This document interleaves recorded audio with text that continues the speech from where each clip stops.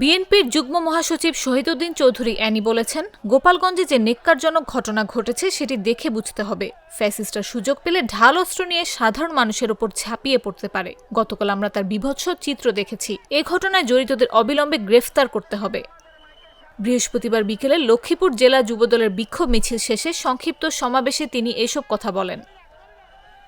শহীদুদ্দীন Chowdhury Annie বলেন, আমরা দীর্ঘদিন আন্দোলন করেছি, সংগ্রাম করেছি। অবশেষে ৫ আগস্ট ফ্যাসিস্ট হাসিনাকে বিদায় দিতে সক্ষম হয়েছি। আগস্টের পর নতুন বাংলাদেশ গড়ার জন্য সব রাজনৈতিক দলসহ বিএনপি মাঠে ময়দানে ঐক্যবদ্ধ রয়েছে। তবে অত্যন্ত দুঃখের বিষয়, ৫ তারিখের পর কিছু কিছু রাজনৈতিক দল ও রাজনৈতিক ব্যক্তির বক্তব্য আমাদের কষ্ট দেয়। তারেক রহমানকে নিয়ে আপত্তিকর স্লোগান দিয়েছে, যা আমরা আশা করি না।